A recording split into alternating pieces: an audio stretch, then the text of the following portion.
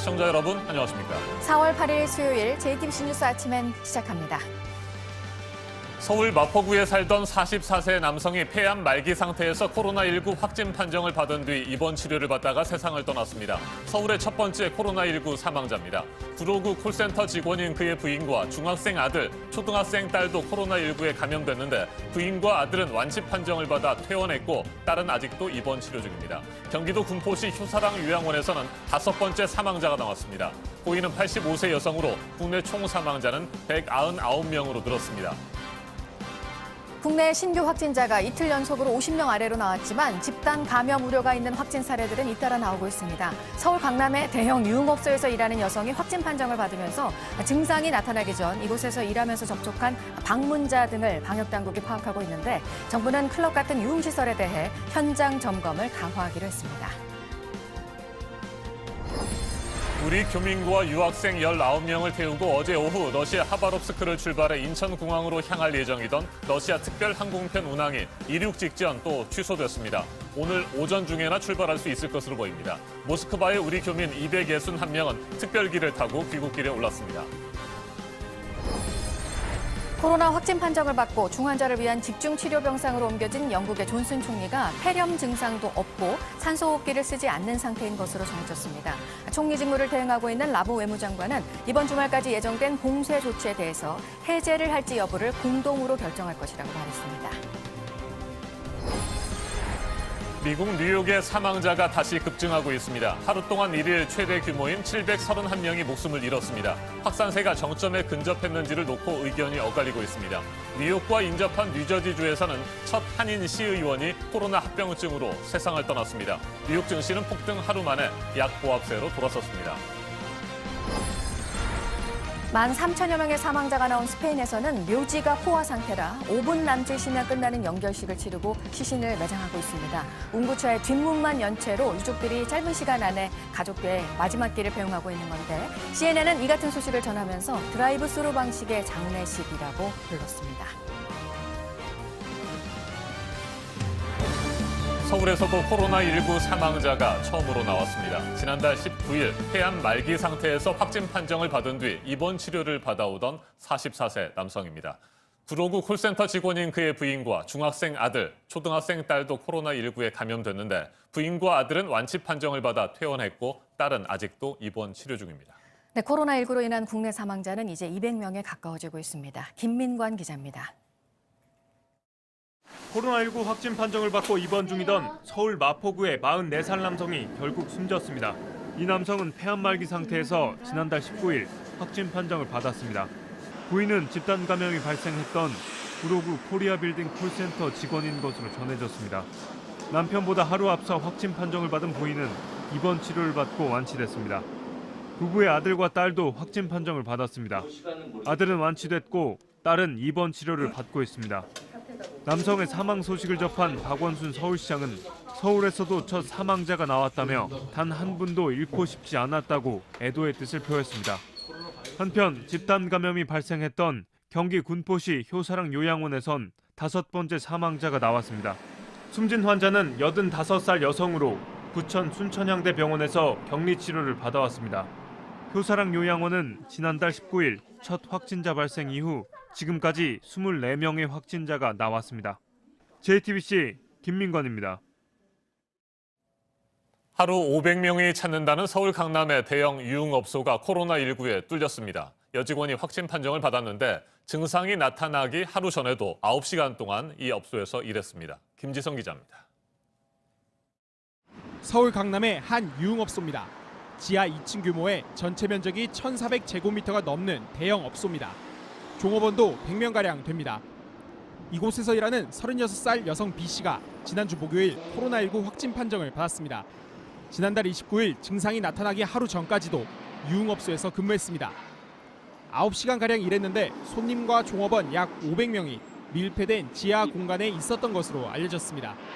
업소는 자진해 휴업한 상태입니다.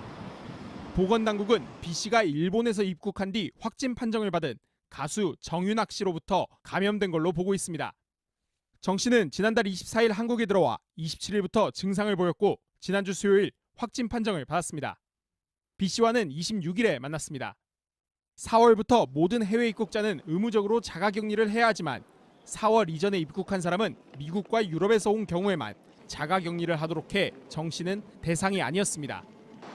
정 씨 측은 정 씨가 이 업소에 출입하지 않았고 지인인 B 씨와는 일이 끝나고 잠깐 만난 것이라고 설명했습니다.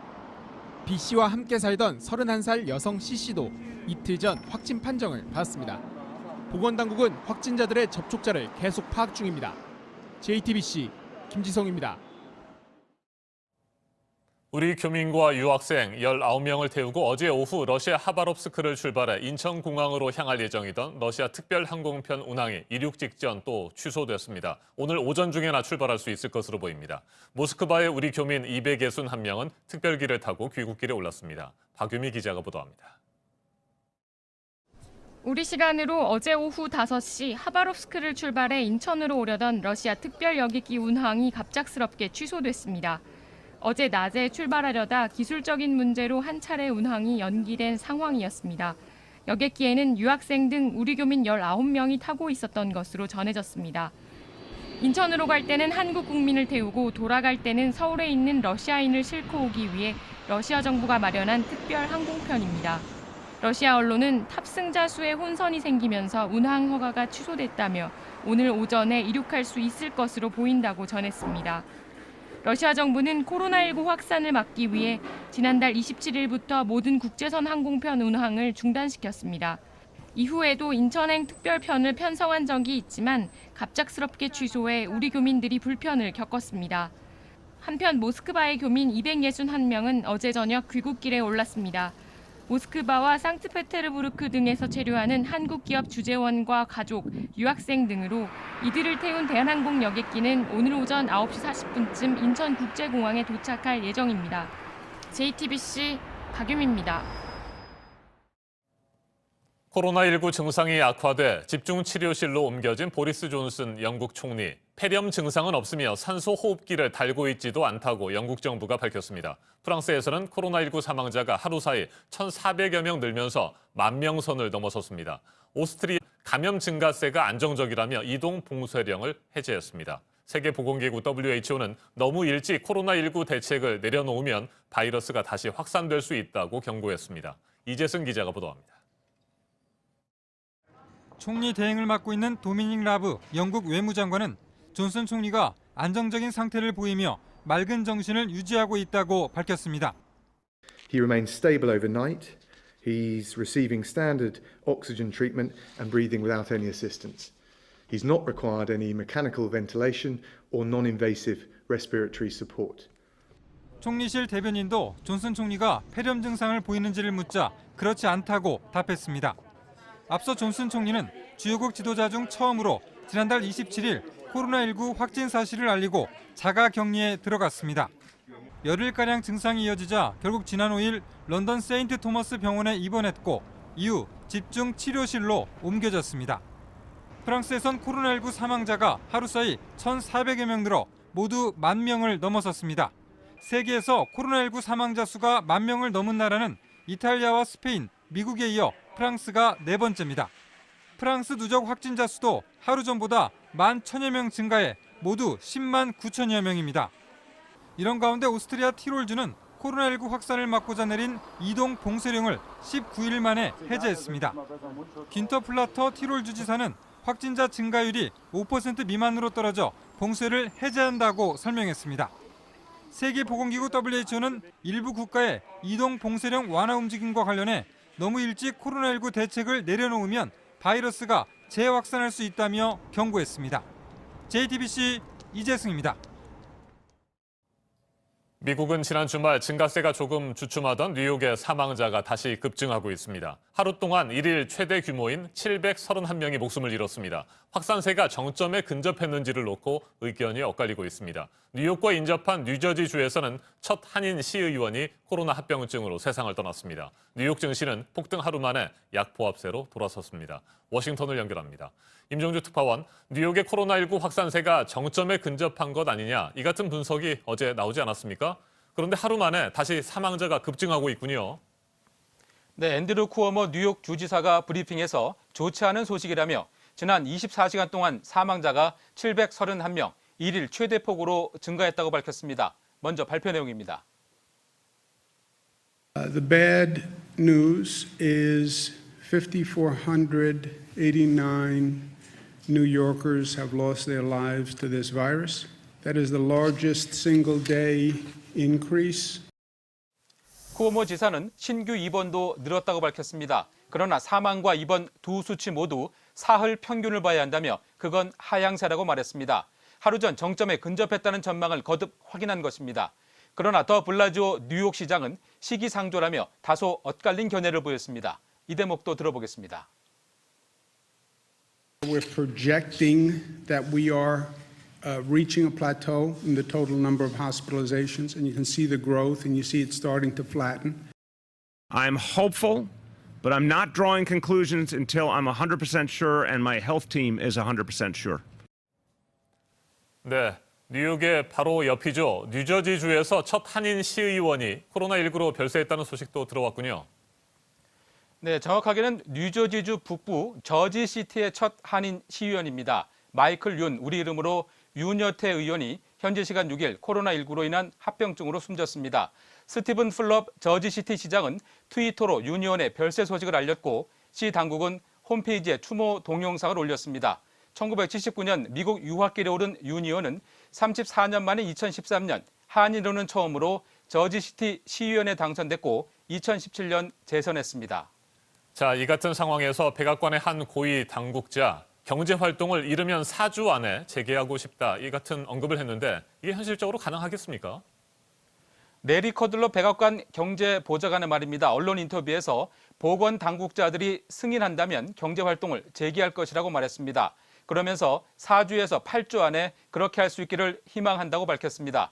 트럼프 대통령은 당초 오는 12일 부활절까지 경제 활동을 정상화하고 싶다고 했다가 확산세가 계속되자 이달 말까지 사회적 거리두기 가이드라인을 연장한 바 있습니다. 이런 가운데 피터 나바로 백악관 국장이 지난 1월 말 최악의 경우 미국인 50만 명이 숨질 수 있다는 내부 경고를 했다고 뉴욕타임스가 보도했습니다. 2월에는 미국인 최대 1억 명이 감염되고 120만 명이 숨질 수 있다는 경고도 했지만 그 당시 트럼프 대통령은 바이러스의 위협을 경시했다고 이 신문은 전했습니다. 네, 어제 뉴욕 증시는 폭등했는데 오늘은 소폭 하락했어요. 네, 그렇습니다. 다우존스 산업지수는 장 초반 급등세를 보이다가 어제보다 0.12% 하락 마감했습니다. S&P 500은 0.16%, 나스닥 지수는 0.33% 각각 떨어졌습니다. 뉴욕주와 뉴저지주 사망자가 다시 급증하는 등 확산세가 여전히 심상치 않아 보이는 상황이 투자 심리를 위축시킨 것으로 분석됩니다. 지금까지 워싱턴에서 JTBC 임종주입니다. 이처럼 미국의 코로나19 상황은 여전히 심각하고 감염의 우려와 공포도 이어지고 있습니다. 대부분의 주는 대선 후보 경선도 미뤘습니다. 그런데 이 와중에 위스콘신주에서 위험한 경선이 강행됐습니다. 주 대법원이 트럼프 대통령이 속한 공화당의 손을 들어준 겁니다. 부소연 특파원입니다. 유권자들의 긴 줄이 끝도 없이 이어지고 있습니다. 대부분 마스크를 쓰고 미처 마스크를 구하지 못한 사람들은 두건으로 코와 입을 가렸습니다. 현지 시간 7일 위스콘신주에서 대선 후보 선출 경선이 실시됐습니다. 토니 에버스 주지사가 경선을 2달 연기하는 행정명령에 서명했지만 주 대법원이 반나절 만에 경선 연기를 반대하는 공화당 손을 들어주며 투표가 강행된 겁니다.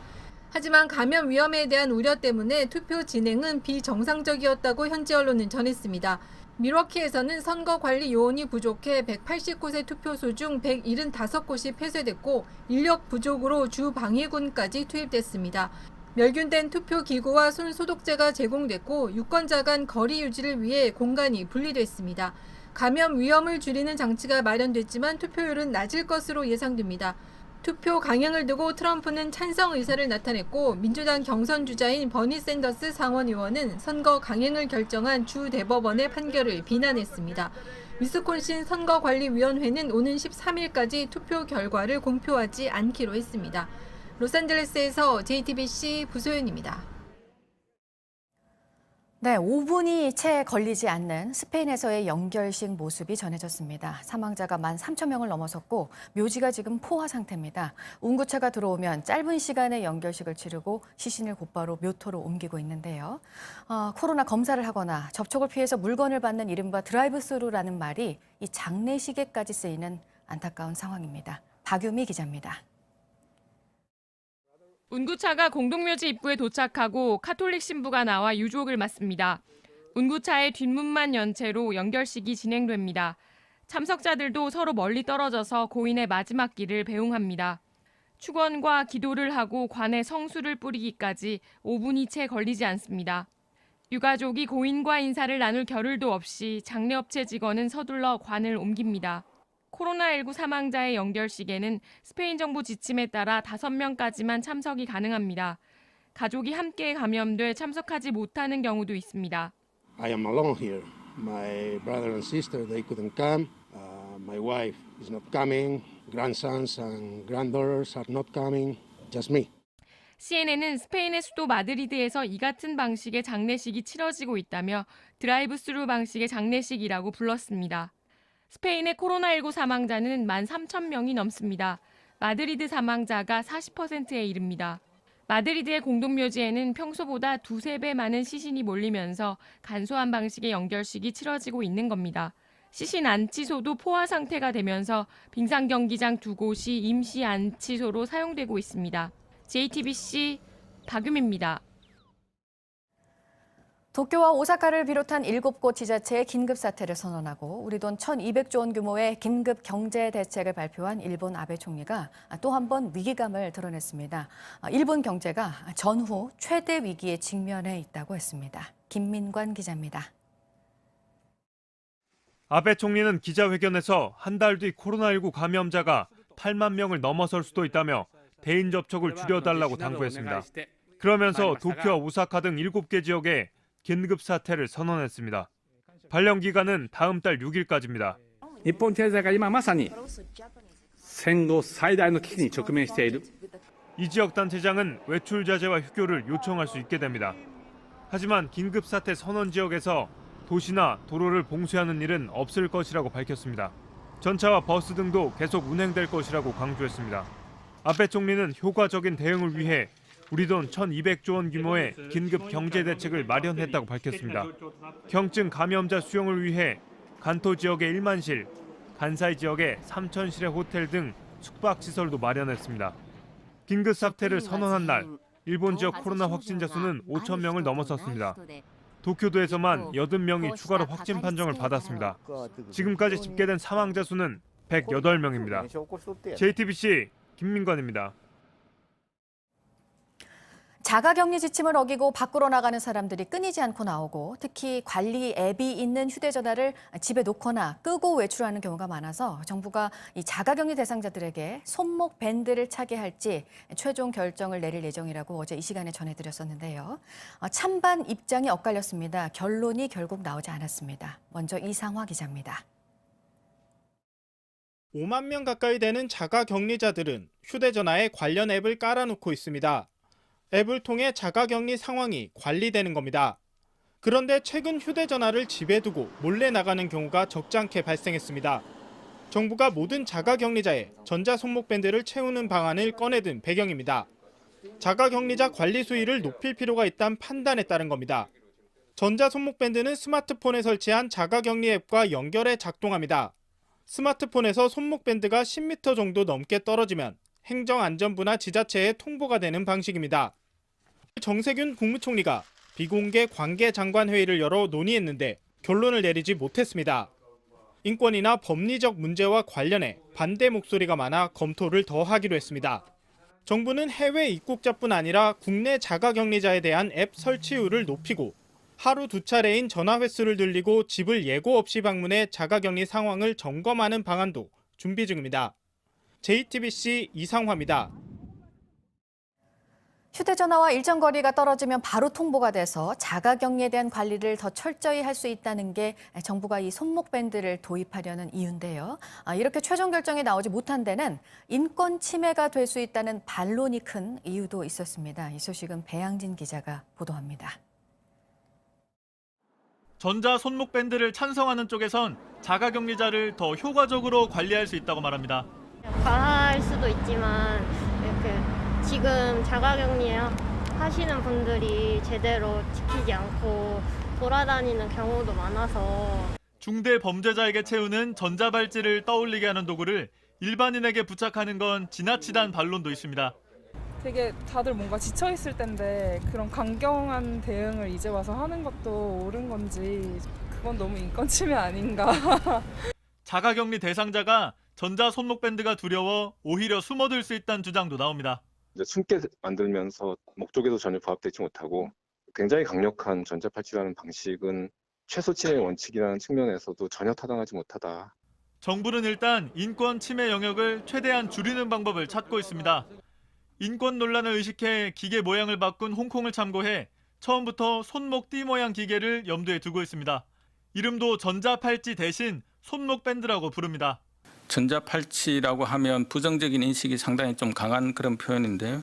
하지만 모양이나 이름을 바꿔도 기계를 몸에 달고 이동을 통제한다는 점은 다르지 않습니다. 전자 손목 밴드를 생산하는데 상당한 시간과 비용이 드는 문제도 있습니다. 정부가 쉽사리 결정을 내리기 어려운 이유들입니다. JTBC 배양진입니다. 네, 코로나19의 진원지 중국 우한 이 도시 봉쇄가 오늘 이제 해제가 되는데요. 안타까운 소식도 전해졌습니다. 후베이성에 파견돼서 일을 했던 간호사가 고향으로 돌아가서 격리가 돼 있던 와중에 숨졌습니다. 보도국 연결해서 알아보겠습니다. 안태훈 기자, 가족을 만나기 직전이었다고 하는데 사망 원인은 코로나 때문은 아니라고요? 네, 일단 코로나19 때문에 사망한 것인지 이것에 대해서는 현재 언론들이 명확하게 보도하고 있지는 않습니다. 그래서 좀 더 상황을 지켜봐야 할 것 같고요. 홍콩 빈과일보 등 현지 언론이 보도한 내용인데요. 중국 산둥성 병원의 주임 간호사인 장징징은 지난 1월 후베이성 병원으로 파견됐습니다. 말씀하신 대로 그렇게 됐고요. 이후 2달가량 코로나19 최전선에서 의료 지원을 했고 지난달 21일 고향인 산둥성으로 돌아와서 규정대로 2주간 격리 생활을 했습니다. 격리 기간에 받은 3차례의 코로나19 검사에서 모두 음성 판정을 받았습니다. 이에 장징징은 지난 5일 집으로 돌아갈 예정이었지만 격리 해제 당일 갑자기 심근경색이 발생했습니다. 급히 병원으로 이송이 돼서 응급치료를 받았으나 끝내 숨졌습니다. 네, 자가격리 지침을 어긴 외국인에 대해서는 강제 추방까지 할 수 있다는 게 우리 방역당국의 입장입니다. 체포가 된 인도네시아인에 대해서 지금 경찰이 조사를 하고 있죠? 네, 그렇습니다. 인도네시아 출신의 40대 남성 A씨가 자가격리 지침을 어겼습니다. 지난 4일 입국한 A씨는 거주지인 경기도 안산으로 가야 하는데 입국 당일 경북 김천에 있는 지인의 집에 도착했습니다. 안산보건소는 이 같은 사실을 파악하고 경찰에 신고, 김천경찰서는 A씨를 체포했다고 어제 밝혔습니다. A씨를 인계받은 출입국 관리소는 격리기간 종료 후 법무부 지침에 따라서 신병 처리 방향을 결정할 방침입니다. 다음은 밤사이에 나온 확진 사례입니다. 경기도 남양주시는 영국 런던에서 유학 중 귀국한 19살 여성이 어젯밤 확진 판정을 받았다라고 밝혔습니다. 이 여성은 지난 5일 인천공항을 통해서 입국했고요. 당시엔 증상이 없어서 남양주시가 마련한 차량을 타고 남양주시 다산동 사촌 집에 머무른 것으로 파악됐습니다. 이후 어제 오전 지역 선별진료소에서 검사를 받고 양성 반응이 나와서 현재 의정부 병원에서 치료를 받고 있습니다. 네, 이 밖에 새로 들어온 소식들은 8시 이후에 다시 연결해서 전해드리도록 하겠습니다. 네, 지금까지 아침에 지금 JTBC 안태훈입니다. 이번에는 오늘 아침 체크해봐야 할 뉴스들을 분야별로 살펴보겠습니다. 먼저 정치 분야입니다. 이재명 경기지사가 여야가 모두 동의한 긴급재난지원금을 모든 개인에게 100만 원씩 긴급재정경제명령으로 지급해야 한다고 주장했습니다. 어젯밤 페이스북에 이 같은 내용의 글을 올렸는데 일부가 아니라 모두에게 가구 단위가 아니라 개인 단위로 현금이 아닌 지역 화폐 형태로 국회 심의와 의결 절차 대신에 긴급재정경제명령으로 신속하게 집행해야 한다고 밝혔습니다. 한편 문희상 국회의장은 어제 기자들과 만난 자리에서 대통령의 긴급재정경제명령권에 대해 언급했습니다. 긴급재정경제명령권은 헌법 제76조에 근거해 대통령이 내후 외환, 천재지변 또는 중대재정경제상의 위기 때 내릴 수 있는 권한인데 문 의장은 반대할 이유가 없다며 이럴 때 쓰라고 있는 것이라고 말했습니다. 중앙선거관리위원회가 코로나19로 자가격리된 유권자들의 투표 문제를 해결하기 위해서 관계 당국과 협의를 진행하고 있습니다. 선거 당일에 일정 시간 자가격리를 해제하는 방안을 논의하고 있는 것으로 전해졌습니다. 확진자들을 치료하고 있는 생활치료센터는 오는 10일과 11일 이틀 동안 특별 사전투표소를 운영할 계획입니다. 우리 기업들의 1분기 잠정 실적이 발표되기 시작한 어제 특히 삼성, LG전자의 발표에서 관심이 집중됐었는데요. 영업이익 6조 원대를 지켜낸 삼성전자, 그리고 1조 원대를 복귀한 LG전자, 예상보다 양호한 실적을 거두긴 했는데 다시 걱정은 2분기 실적입니다. 코로나 세계적 대유행의 영향이 본격적으로 반영이 되고 2분기에는 충격이 가시화될 거라는 전망입니다. 대한항공이 6개월 동안 휴업에 들어갑니다. 오는 16일부터 10월 중순까지입니다. 국내 지역에서 근무하는 직원들이 대상이고 부서별 필수 인력을 제외하고 모두 휴업에 들어갑니다. 전체 인원의 70%가 넘습니다. 한국수력원자력이 캐나다 원자력발전소 해체 현장에 전문 인력을 보냅니다. 얼마 전 캐나다의 원자력 엔지니어링 회사와 계약을 맺었습니다. 원전 해체 인력이 해외로 파견되는 건 이번이 처음입니다. 계속해서 사회 분야 뉴스입니다. 유치원 개학이 계속해서 미뤄짐에 따라 사립유치원 학부모들이 3월에 이어 4월분 원비도 환불받을 수 있도록 정부가 지원 기간을 연장합니다. 당초 학부모 부담금을 돌려준 유치원들을 대상으로 수업료 결손분의 50%를 5주 동안 지원할 계획이었는데 지원 기간을 8주로 늘리기로 했습니다. 민감용 경찰청장을 사칭한 사기 이메일이 기자들에게 발송돼 경찰이 내사에 착수했습니다. 경찰청 초대라는 제목으로 첨부 파일을 열도록 유도하는 내용이 담겨 있었습니다. 경찰은 이 같은 메일을 발송한 적이 없다며 악성 프로그램이 담겨 있을 가능성이 있는 만큼 열지 말라고 당부했습니다.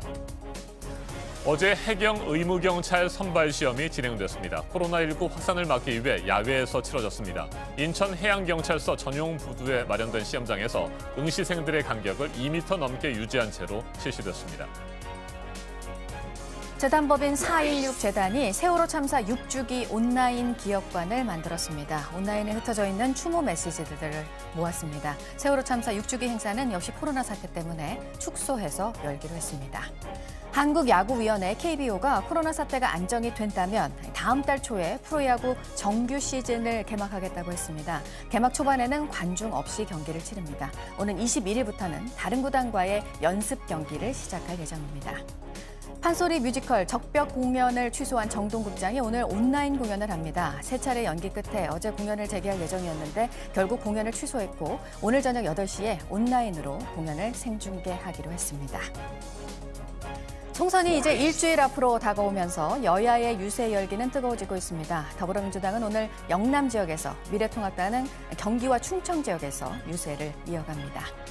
내일 중3과 고3 학생들이 온라인으로 개학을 하는 날입니다. 교육부는 오늘 내로 스마트 기기 대여를 완료한다는 계획인데요. 어제 부산, 인천, 경기를 포함한 7개 교육청에 이어서 오늘은 남은 10개 교육청의 기기 대여를 마무리할 예정입니다. 한국은행이 오늘 3월 중 금융시장 동향 통계를 발표합니다. 코로나 사태가 본격화된 2월 이후 가계대출 현황을 알 수 있는 지표입니다. 지난 2월에는 2004년 이후 최대치를 기록한 바 있습니다. 분야별 뉴스들 체크해드렸습니다. 날씨도 체크해드립니다. 오늘 아침 경기 북부 지역에는 기온이 영하로 떨어진 곳이 있습니다. 전국이 대체로 맑겠고 낮과 밤의 기온차는 크겠습니다. 건조한 날씨는 계속되겠습니다. 작은 불씨도 조심하셔야겠습니다. 강원 동해안에는 구름이 많겠습니다. 빗방울이 떨어지는 곳도 있겠습니다. 현재 기온은 서울과 대전 6도, 광주 8도, 부산 13도로 어제 같은 시간과 비슷한 상태를 보이고 있습니다. 낮 최고 기온은 서울 15도, 광주 17도, 부산 18도로 어제보다 2도에서 4도가량 낮겠지만 비교적 포근하겠습니다.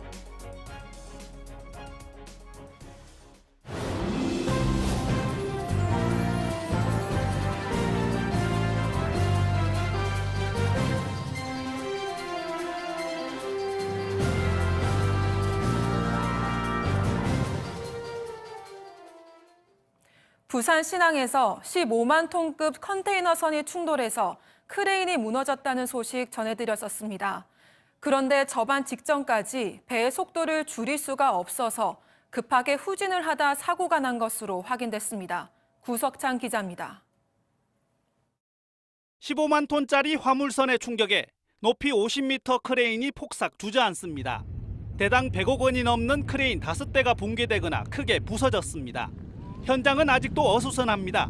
사고 선박은 크레인 잔해와 뒤엉켜 움직이지 못합니다. 기우뚱 중심을 잃은 크레인도 위태롭습니다. 사고가 난 부산신항 2부두입니다. 연간 컨테이너 500만 개 이상을 처리할 정도로 부산신항에서 규모가 가장 큽니다. 이 때문에 하역을 못해 비롯될 손실 금액이 수천억 원에 이를 거란 전망입니다. 크레인을 수리하는 데만 수개월이 걸릴 것으로 보입니다. 정상화되기까지는 한 4, 5개월은 걸릴 것 같습니다. 사고 당시 상황도 드러나고 있습니다. 배에는 인도인 선장 45살 A씨와 도선사 63살 B씨가 함께 타고 있었습니다. 두 사람 모두 입항 직전 배의 속도를 줄일 수가 없었다고 진술했습니다. 제어하기 위해서는 후진을 넣어야 될 거 아닙니까? 그게 이제 제어가 다 되지를 안 했다. 음주는 아닙니다. 선장은 사고 수습과 검역 등의 절차로 아직 배에서 내리지도 못했습니다. 해경은 선장이 내리는 대로 추가 수사에 들어갈 방침입니다. JTBC 구석찬입니다. 어젯밤 9시 반쯤 서울 신촌의 연세로 부근 건물에서 불이 났습니다. 불은 1시간 만에 꺼졌고 건물 5층에 살던 주민 1명이 다쳤습니다. 화재 원인을 조사하고 있는 소방당국은 방화 가능성은 없는 것으로 보고 있습니다. 이만희 신천지 총회장이 코로나19 확산 우려로 폐쇄된 시설에 드나들어 무리를 빚고 있습니다. 어제 경기도에 따르면 이 총회장은 지난 5일 경기도 가평 신천지 시설에 들어가서 조경 공사를 지시했습니다. 이 시설은 경기도가 감염병 예방법에 따라 지난 2월 긴급 행정명령을 내려 폐쇄했습니다. 주민 제보로 이 총회장이 폐쇄 시설에 드나든 사실을 확인한 경기도는 행정명령 위반 등의 혐의로 고발을 검토하고 있습니다. 서울지방경찰청이 어제 텔레그램 박사방에서 성착취 불법 영상을 유포한 조주빈의 공범 18살 A씨에 대한 구속영장을 신청했습니다. A씨는 붓다라는 대화명을 사용해 박사방 참여자들을 모집 관리하고 범죄 수익금을 조 씨에게 전달한 혐의를 받고 있습니다. 유료 대화방에 들어간 회원들의 신원 파악에도 주력하고 있는 경찰은 아동 성착취물을 소지한 혐의로 10여 명을 우선 입건해 수사하고 있습니다. 휴대전화와 손바닥으로 3살 아이의 얼굴을 심하게 때린 어린이집 원장에 대해 경찰이 수사를 하고 있습니다. 처음엔 숨겼다가 CCTV 영상이 확인되자 코로나 스트레스 때문이었다고 주장했습니다. 이상엽 기자입니다. 얼굴에 손바닥 자국이 새겨졌습니다. 왼쪽 뺨은 빨갛게 부어올랐습니다. 머리와 귀 한쪽에도 큰 상처가 남았습니다. 지난 1일 경기 파주의 한 어린이집에서 원장 A씨에게 폭행을 당한 아이의 모습입니다. 등원한 지 18일 만이었습니다. 핸드폰으로 머리를 찍고 얼굴을 때리고 바로 토닥토닥을 하는 거예요. 그 상태로 얼굴에 뺨을 5대에서 6대를 때리고 또 토닥토닥. 아이가 울어도 폭행은 계속됐습니다. 폭행 뒤엔 담임교사에게 얼음찜질을 하라고 시켰습니다. 부모에겐 아이가 혼자 있다가 다쳤다며 약을 건넸습니다. 저 애가 손을 얼굴 가렸어요. 애기 손을 치고 뺨을 7대가 8대 때렸고요. 찜질 같은 거 갖다서 얼찜질을 해요. 폭행 장면은 CCTV 영상에 모두 담겼습니다. 지난 3일 부모는 이 사실을 경찰에 알렸습니다. 같은 날 A씨는 다른 부모들에게 문자를 보냈습니다. 어린이집 사정으로 긴급하게 폐원이 결정됐다는 내용이었습니다. 경찰 조사에서 A씨는 코로나로 스트레스를 받았다고 주장하며 폭행 사실을 인정했습니다. 경찰은 다른 원생들도 폭행을 당한 건 아닌지 조사하고 있습니다. A씨는 취재진 연락에 답하지 않았습니다. JTBC 이상엽입니다. 지난 6일이죠. 한미 양국의 국방장관이 방위비 협상과 관련해 전화통화를 했습니다. 지난 2일 양국 외교장관이 전화통화를 한 뒤 일주일도 되지 않아서 또다시 고위급이 조율에 나선 겁니다. 하지만 여전히 접점을 찾지 못한 것으로 전해졌습니다. 한때 타결이 임박했다고 알려졌던 한미 방위비 분담금 협상이 막판 난항을 겪고 있습니다. 장기 표류하는 것 아니냐, 이 같은 우려까지 나옵니다. 김동엽 경남대 극동문제연구소 교수 자리에 함께했습니다. 어서 오십시오. 예, 안녕하십니까. 네. 양국 외교장관에 이어서 국방장관들까지 전화통화를 했습니다. 그럼에도 불구하고 한미 방위비 분담금 협상, 아직까지도 접점을 찾지 못하는 것으로 전해지고 있습니다.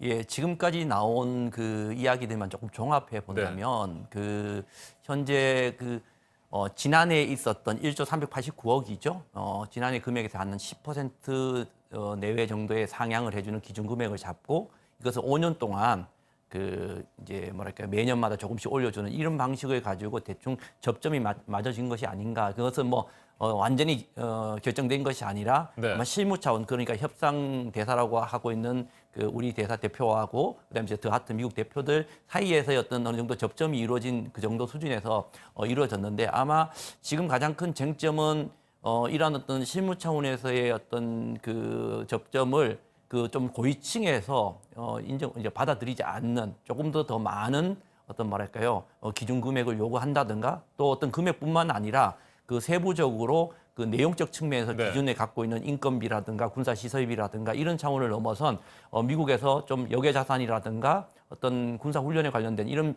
내용적 측면도 좀 요구하고 있는 것이 아닌가, 이런 것들이 아직까지 접점.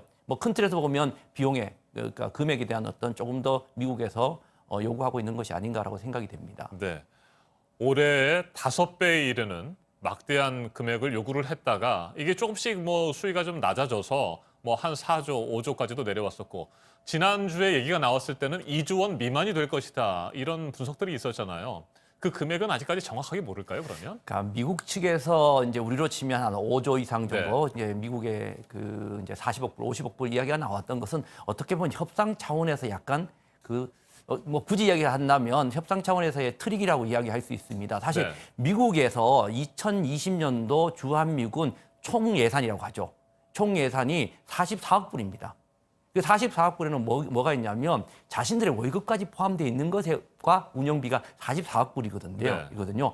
월급이 약 한 21억 불 정도, 절반 정도 되는데요. 나머지 한 20여억 불만 운영비인데, 그러면 자신들의 군인들 월급까지 우리한테 다 포함해서 40억 불 내놔라, 이것은 말이 되지 않는 어떤 시작점이었죠. 그래서 이것은 뭐냐면 마치 미국이 40억 불을 처음에 4조나 5조를 요구했다가 많이 자신들이 양보했다, 이런 모습을 보여주기 위해서 처음부터 시작점을 그렇게 보여준 것이지, 그것에 우리가 예를 들면 미국이 4조를 요구했는데 우리가 1조 얼마를 줘서 우리가 대단히 뭐랄까요, 미국의 양보를 얻어냈다, 이런 식으로 평가가 약간 뭐랄까요, 착시 현상을 일으킬 가능성이 있습니다. 그래서 저는 애시당초 미국이 4조 내지 5조를 요구했고 지금 2조로 떨어졌다, 이렇게 프레임을 만들어서 하는 것 자체가 대단히 잘못된 평가고, 지금 주한미군 어떤 협상에 있어서 이런 언론의 보도라든 것은 우리 어떤 국민들이라든가 방위비 뭐랄까요, 협상에서 대단히 부정적 영향을 미칠 수 있다는 측면에서 기준점은 그것이 아니라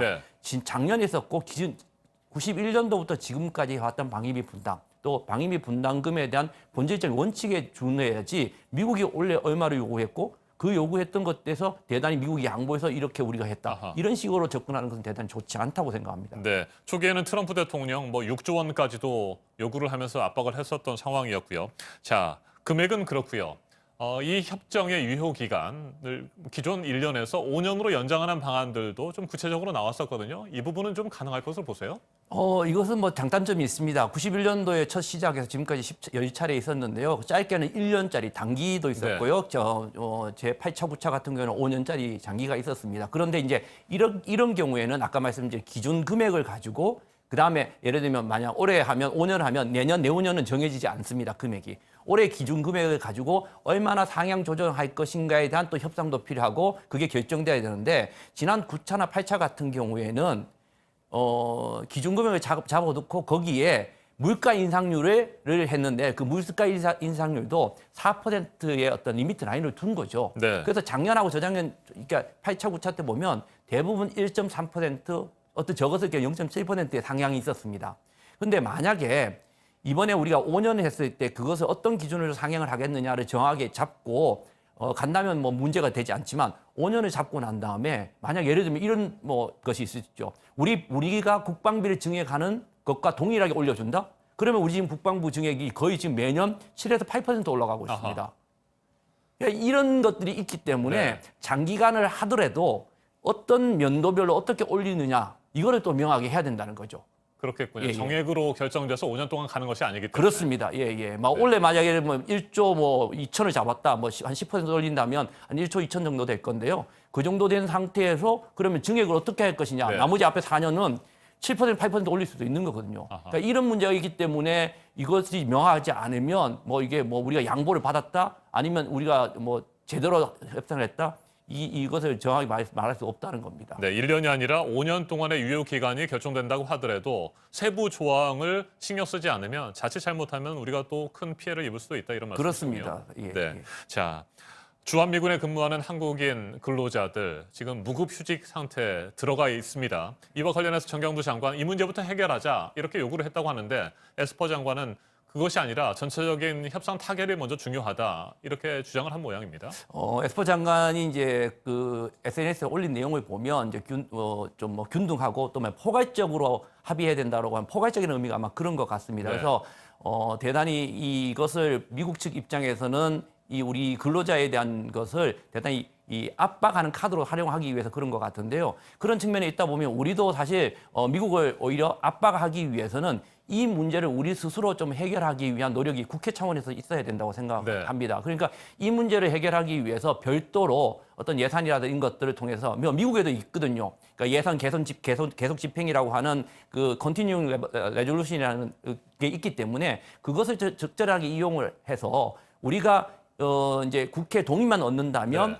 이 항목, 그 항목 중에서 인건비에 대한 항목을 먼저 집행을 하고 그것을 나중에 협상이 이루어지고 정리가 된 다음에 그것을 다시 이제 정산하는. 왜냐하면 근로자에 대한 금액은 바뀔 게 없거든요. 그래서 이런 방식으로 우리가 하기 위해서는 좀 국회의 어떤 동의가 필요하다는 측면에서 우리가 이걸 선제적으로 하게 되면 오히려 이 문제가 미국의 방위비 분담 협상에 있어서 미국을 압박할 수 있는 카드로 사용할 수 있지 않을까라고 생각이 됩니다. 네, 한미 방위비 분담금 협상 막판 난항을 겪고 있는 그동안의 과정을 조금 한번 살펴보도록 하겠습니다. 한 일주일 정도의 과정인데 지난주에 우리 정부 쪽에서는 잠정 타결됐다.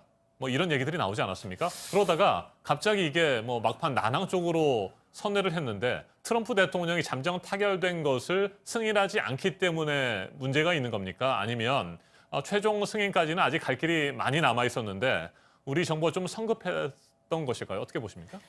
일단 앞서 말씀드렸지만 이런 것들이 나오고 또 외교부에서 뭐 거의 공식적으로 네.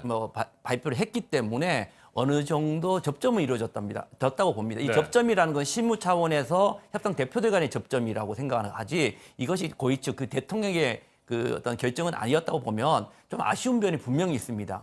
그러니까 외교 협상에서 대단히 중요한 그 금치고 같은 것이 뭐냐면 협상은 끝날 때까지 끝난 것이 아니다라는 네. 것이 있거든요. 그리고 또 중요한 것이 뭐냐면 승전가를 너무 일찍 부르거나 승전가를 부르지 말라는 이야기가 있습니다. 무슨 뜻이냐면 우리 쪽에서 뭔가 이겼다는 식으로 이렇게 뭐 협상에 뭐 양보를 얻어냈다는 식으로 하는 순간 상대방 기분이 나쁘거든요. 아하. 근데 협상이 끝나지 않은 상도 내에서 특히 트럼프와 같이 지금까지 뭐 8차를 이끌어온 8, 9차까지 이끌어온 방위비 분담 같은 경우에는 미국 대통령 그렇게 관심이 없었습니다.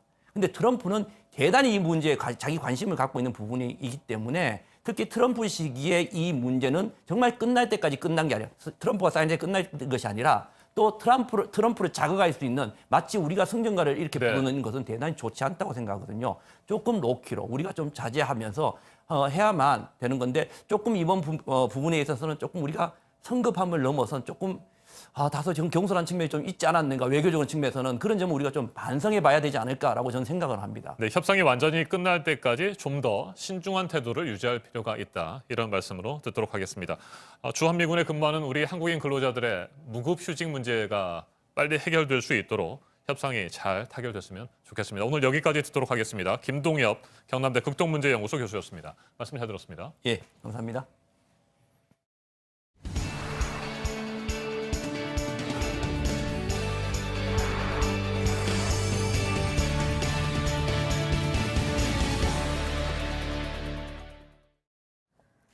여성 성착취물을 만들고 퍼뜨린 조주빈이 이용을 한 건 텔레그램이고요. 이런 영상들이 올라오고 있는 디스코드에 대해서도 경찰이 조사를 하고 있는데요. 청소년들이 자주 이용하는 온라인 메신저입니다. 이곳에서 영상을 유포한 10명이 붙잡혔는데 대부분이 미성년자입니다. 홍지용 기자입니다. 게임용 메신저 디스코드를 이용해 아동 성착취물을 유통시킨 A씨의 집입니다. 아동 청소년 성보에 관한 법률 위반 부분하고 수사를 하기 위해서 압수영장이 발부가 된 거예요. 알겠죠? 도박 사이트 홍보한 거하고. A씨는 디스코드에 올려넷 19건방이라는 채널을 만들었습니다. 이곳에서 자신이 소개하는 도박 사이트에 가입하고 채널을 홍보해주면 성착취 영상물이 있는 텔레그램 대화방으로 초대했습니다. 도박 사이트 추천인으로서 사이트 수익의 1%를 챙기는 방식으로 1,600만 원을 벌었습니다. 결국 구속됐습니다. 경찰은 디스코드 채널을 이용해 아동 성착취물을 유포한 혐의로 A씨 등 채널 운영자 3명을 검거했습니다. 또 디스코드 1:1 대화로 아동 성착취물의 인터넷 주소를 보내고 영상 한 개당 10,000원에서 50,000원까지 돈을 챙긴 혐의로 7명을 검거했습니다. 검거된 10명 중 8명은 미성년자입니다. 만 12살인 촉법소년도 포함돼 있습니다. 경찰 관계자는 디스코드가 음성 대화 기능을 지원하는 어플리케이션이어서 청소년들이 자주 이용한다고 설명했습니다. 이들에게 압수한 성착취 영상 등은 16,000여 개에 달합니다. 이 중에서는 텔레그램 박사방, N번방에서 유포된 영상도 있었던 것으로 확인됐습니다. 경찰은 이번에 검거한 피의자들이 박사방과 어떤 관련성이 있는지 조사하는 한편 영상이 퍼지지 않도록 삭제 조치에 들어갔습니다. JTBC 홍지용입니다. 네, 이렇게 수사가 진행이 되고 있는데도 불법 거래는 여전합니다. 범행 장소가 디스코드로 옮겨가고 있는 건데요. N번방의 영상들을 거래한다는 글이 계속 올라오고 있습니다. 정혜성 기자입니다. 순수한 중고 나라란 이름의 디스코드 비밀 대화방입니다. 참여한 회원은 370명. 한 회원이 미성년자 성착취 영상 259개 등 총 44GB에 달하는 음란물을 가지고 있다며 문자를 달라고 합니다. 또 다른 회원은 요즘 뜨는 N번방 영상이 아닌 다른 음란물 50GB 분량을 판다고 광고합니다. 이런 게시물은 그제까지 올라왔습니다. 그런데 이런 거래 시도는 경찰의 수사 브리핑 이후인 어제 오후에도 여전히 이뤄지고 있었습니다. 취재진은 희귀 영상을 판다는 글을 올린 한 회원에게 문자를 보내봤습니다. 이 판매자는 N번방에서 유포된 영상 2,700개를 2만 원에 팔겠다고 제안합니다. 가지고 있는 영상을 소개하며 지금 한 명에게 팔았다라고 강조합니다. 거래는 문화상품권으로 해야 하고 영상은 디스코드가 아닌 메가라는 해외 웹하드에 올려주겠다고 설명합니다. 경찰이 N번방에서 유포된 영상을 삭제하고 있지만 디스코드로 범행 장소를 옮겨가며 여전히 불법 영상물을 다시 유포하고 있는 겁니다.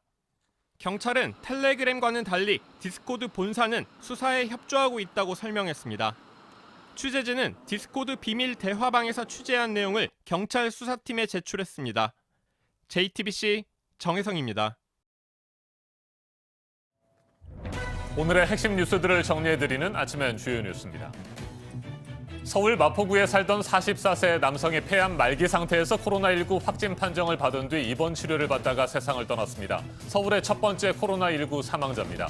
구로구 콜센터 직원인 그의 부인과 중학생 아들, 초등학생 딸도 코로나19에 감염됐는데 부인과 아들은 완치 판정을 받아 퇴원했고 딸은 아직도 입원 치료 중입니다. 경기도 군포시 효사랑 요양원에서는 5번째 사망자가 나왔습니다. 고인은 85세 여성으로 국내 총 사망자는 199명으로 늘었습니다. 서울 강남의 대형 유흥업소에서 일하는 여성이 확진 판정을 받으면서 증상이 나타나기 전 이곳에서 일하면서 접촉한 방문자 등을 방역당국이 파악하고 있습니다. 정부는 클럽 같은 유흥시설에 대해 경찰도 참여하는 합동 점검으로 관리를 강화하기로 했습니다. 우리 교민과 유학생 19명을 태우고 어제 오후 러시아 하바롭스크를 출발해 인천공항으로 향할 예정이던 러시아 특별 항공편 운항이 이륙 직전 또 취소됐습니다. 오늘 오전 중에나 출발할 수 있을 것으로 보입니다. 모스크바의 우리 교민 261명은 특별기를 타고 귀국길에 올랐습니다. 코로나 확진 판정을 받고 집중치료 병상으로 옮겨진 영국 존슨 총리가 폐렴 증상도 없고 산소호흡기를 쓰지 않는 상태인 것으로 전해졌습니다. 총리 직무를 대행하고 있는 라브 외무장관은 봉쇄 조치를 해제할지 공동으로 결정할 것이라고 했는데 유럽 내 일부 봉쇄 완화 움직임에 세계보건기구는 우려한다는 입장을 밝혔습니다. 미국 뉴욕의 사망자가 다시 급증하고 있습니다. 하루 동안 일일 최대 규모인 731명이 목숨을 잃었습니다. 확산세가 정점에 근접했는지를 놓고 의견이 엇갈리고 있습니다. 뉴욕과 인접한 뉴저지주에서는 첫 한인 시의원이 코로나19 합병증으로 세상을 떠났습니다. 뉴욕 증시는 폭등 하루 만에 약 보합세로 돌아섰습니다. 13,000여 명의 사망자가 나오면서 묘지가 포화 상태인 스페인에서 운구차 문만년 상태로 진행되는 5분이 채 걸리지 않는 연결식이 이어지고 있습니다. CNN은 드라이브 스루 방식의 장례식이라고 불렀습니다. 아침엔 주요 뉴스였습니다.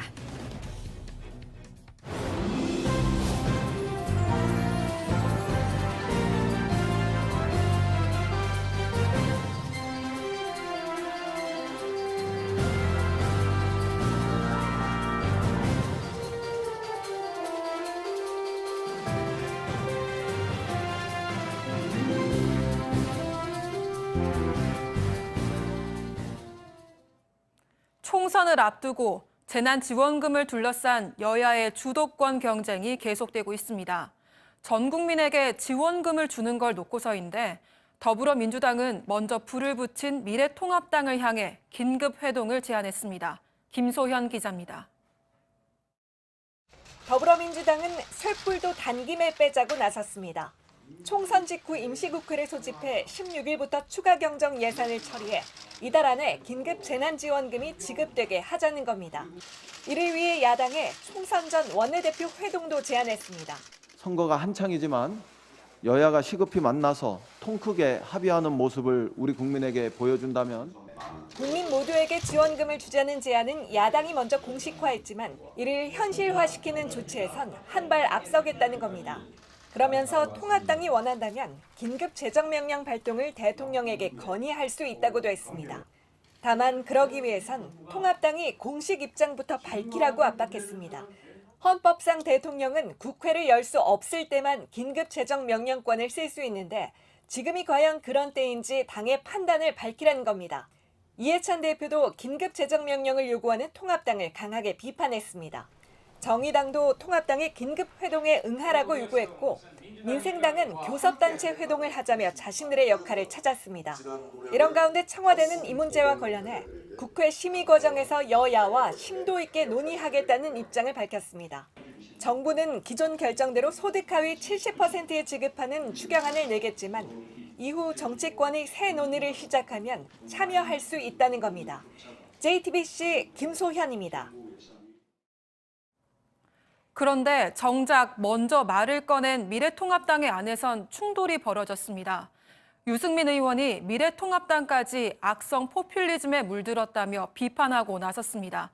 최수연 기자입니다. 미래통합당은 대통령 긴급재정 명령권 발동을 촉구했습니다. 그렇게 해서 자신들이 주장한 대로 전 국민에 50만 원씩을 빨리 지급하자는 겁니다. 정부 여당의 소득 하위 70% 가구에 최대 100만 원을 주는 안은 국회를 거쳐야 해 시간이 너무 걸린다면서 내놓은 주장입니다. 대통령 긴급 재정경제명령권이란 바로 이런 때를 위해서 준비된 것입니다. 즉시 즉각 조치하십시오. 하지만 당내에서도 반발이 나왔습니다. 유승민 의원이 소셜미디어에 황교안 대표 등이 내놓은 이 주장을 반박하고 나선 겁니다. 유 의원은 이 글에서 황 대표의 제안을 선거를 앞두고 국민 돈으로 표를 매수하는 행위라 평가한 뒤 통합당이 악성 포퓰리즘에 부환회동한다고 비판했습니다. 그렇지만 이 문제를 재점화한 황 대표도 뜻을 굽히지 않았습니다. 소셜미디어에 다시 호소드린다는 글을 올려 유 의원을 재반박한 겁니다. 이 글에서 황 대표는 긴급 재난지원금의 골든타임을 놓쳐선 안 된다며 선거 전이라도 빨리 지급하라고 강조했습니다. 정부와 여당이 협의한 추경안이 총선 이후에나 국회로 넘어올 예정인 만큼 그 전까지 지원금 문제와 관련해 주도권을 쥐기 위한 걸로 보입니다. JTBC 최수연입니다. 맞짱 토론 시간입니다. 오늘은 4.15 총선을 일주일 앞두고 최대 변수로 떠오른 긴급재난지원금 논란 자세하게 살펴보겠습니다. 잇따르고 있는 막말도 짚어보겠습니다. 먼저 출연자들을 소개해드립니다. 제 오른쪽입니다. 최창렬 용인대 교양학부 교수 나오셨습니다. 안녕하세요. 네, 안녕하십니까? 그리고 제 왼쪽입니다. 신율 명지대 정치외교학과 교수입니다. 예, 안녕하세요. 네, 어서 오십시오. 코로나19 긴급 재난지원금, 더불어민주당은 소득 구분 없이 4인 가구 기준 100만 원 지급 방안을 다시 추진하고 있습니다. 미래통합당 내에서는 전 국민에게 1인당 50만 원씩 지급하자는 주장이 나오고 있습니다. 여야를 막론하고 전 국민 지급에 한 목소리를 내고 있는데 표심을 향한 경쟁도 가열되고 있습니다. 이 같은 여야의 제안에 청와대는 국회 심의 과정에서 심도 있는 논의를 거칠 것이라며 여지를 남겼습니다. 토론 시작하겠습니다. 네, 지난주까지만 해도 소득 하위 70%에게 4인 가족 기준 100만 원을 지급하는 것으로 추진이 됐었잖아요. 그에 따른 지급 기준도 나왔었고요. 자, 그러다가 갑자기 전 국민 100만 원 지급 방안을 더불어민주당이 들고 나왔습니다. 이거 배경을 어떻게 평가하시는지 궁금합니다. 최 교수님. 우선 하위 70% 기준을 정하기가 상당히 어려운 것 같아요. 네. 건강보험료 재작년 기준으로, 재작년 소득을 기준으로 한다고 얘기했는데 막상 그렇게 하다 보니까 보험료 이외에 다른 기준으로 가면 또 거기에 해당되지 않는 사람도 있고 해서 대단히 공정성의 문제도 생길 수 있고 그게 상당히 어려운 거죠. 다시 말하면 그 이제 완전하게 모든 국민에게 지급하지 않으면 그 해당된 사람들, 수혜자들을 가려내는 그 행정력과 인적 자원이 그게 생각보다 만만치가 않습니다, 사실. 그래서 우리가 흔히 선별복지하지 보편복지 얘기도 많이 하는데 물론 이 부분은 복지의 문제는 아니라고 생각합니다. 이거는 긴급 재난 상태에서 생계를 지원하는 문제이기 때문에 복지의 개념으로 보기는 어렵습니다만 기본적으로 특정 계층에 관한 주등은 대단히 어려웠을 거예요. 그러다 보니까 이제 여야가 입장을 바꾸고 특히 이제 통합당은 처음엔 뭐 이 부분을 대단히 반대했었거든요. 그랬죠. 파퓰리즘이다 이렇게 반대를 했었는데 매표 행위다 이렇게 비난을 했었고요. 이번 사안 같은 경우는 워낙 그야말로 14세기에서 16세기까지 있었던 패스트 이래 전 세계가 경험한 정말 전대미문의 재난이기 때문에 소득 계층도 물론 중요하겠습니다만 전 국민이 사실은 여기에 상당한 어려움을 겪고 있는 거거든요. 저는 그래서 전 국민에게 지급하는 게 맞다고 생각을 해왔는데 여야가 뒤늦게 그 생각이 동일한 것 같습니다. 문제 이제 그 재정의 문제겠죠. 재원의 문제고 이제 그런 부분은 뭐 이제 다른 논의가 되겠습니다만 아무튼간에 이 부분은 이제 되돌리긴 좀 어려울 것 같아요. 사실 전 국민에게 주는 것과 하위 한 취약계층 30%한테 주는 거 이런 사이에서 고민하다가 정부가 이제 하위 70%로 정했던 것 같은데 정부의 고민이 묻어 있습니다만 그게 아까 말씀드린 그런 이유 때문에 상당한 난항에 부딪힌 거죠. 그래서 이 부분은 이미 다 이제 여야가 거의 합의를 한 거니까 선거를 앞두고 청와대도 좀 긍정적인 신호를 보내고 있어요. 그래서 청와대와 정부와 여야 대표가 만나서 선거 전이라도 국회는 뭐 열리기 어려울 것 같고요. 어떤 단일화를 만들어가지고 선거 이후에 빨리 국회 열어서 추경안을 통과시키는 게 맞지 않는가라는 생각이 들고 재원이 부족한 거는 나중에 이제 소득 환산하는 이런 것도 있잖아요.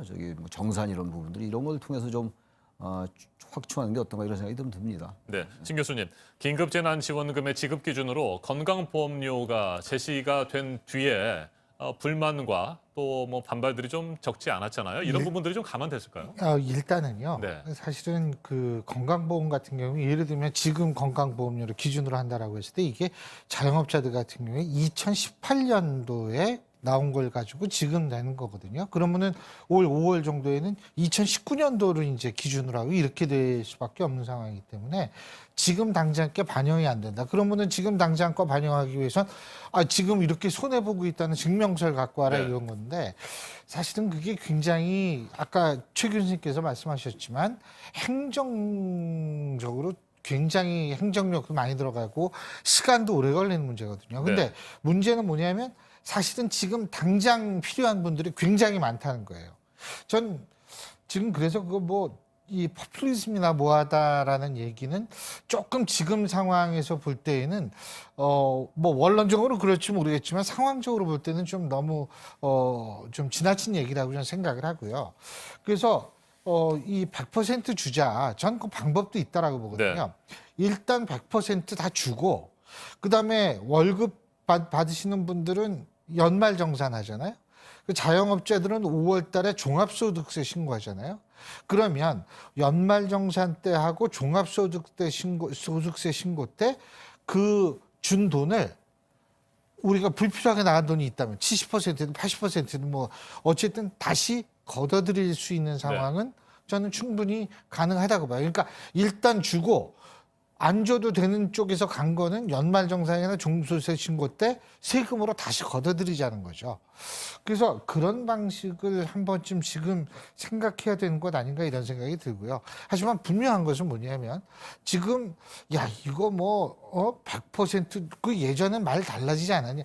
이거는 제가 볼 때는 너무나 지금 상황에서는 한가한 소리로밖에 들리지 않습니다. 네, 현재 코로나19 상황이 매우 심각하기 때문에 일단 전 국민에게 지급하고 나중에 뭐 더 간 부분들이라든지 걷어들일 부분은 더 간 부분이라고 뭐 필요 없는 네. 사람한테도 갈 수도 있죠. 다 그렇겠죠. 주니까. 네. 그땐 그 연말정산이나 종소세, 종합소득세 네. 신고할 때 회수하면 된다는 거예요. 네, 자 황교안 대표를 비롯한 미래통합당의 지도부는 1인당 50만 원씩 지급하자 이런 안을 제시했습니다.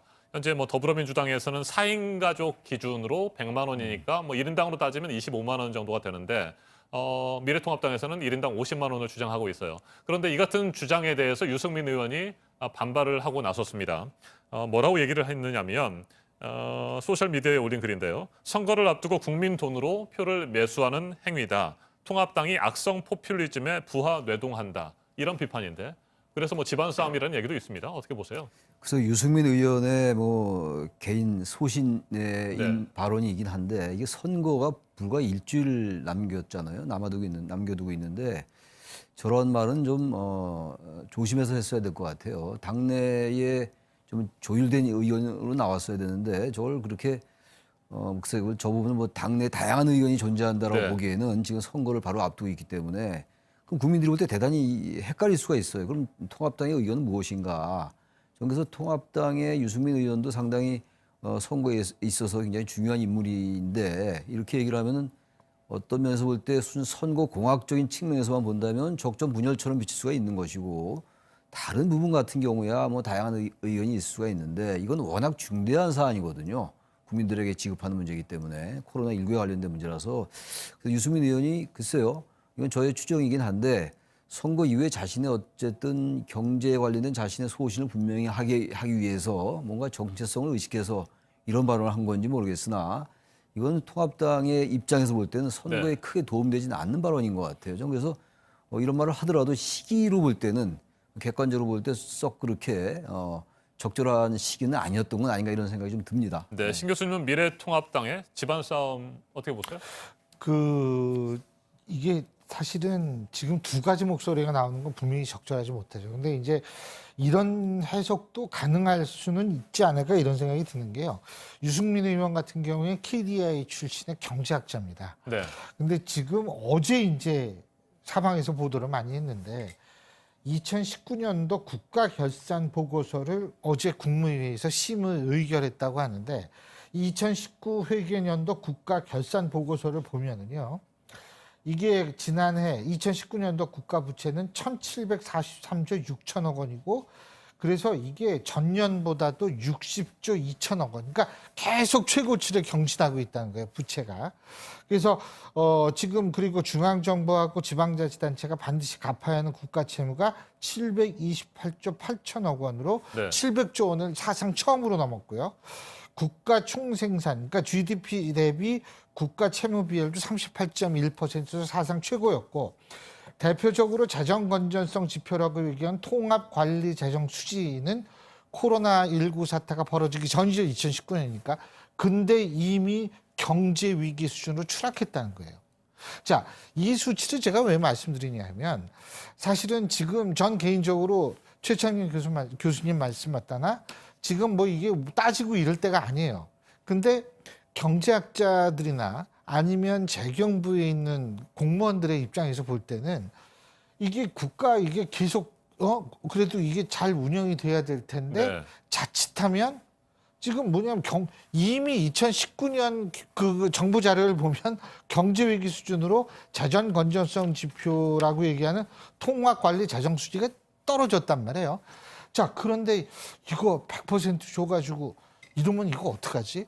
그러니까 정부나 이 경제하는 사람은 또 그런 시각을 가질 수는 있다고 봐요. 네. 자, 제가 아까 그랬죠. 연말정산하고 종소세 때 다시 70%에 30%에 해당되는 사람 건 거두면 된다. 근데 문제는 뭐냐면 종소세 올해 주죠.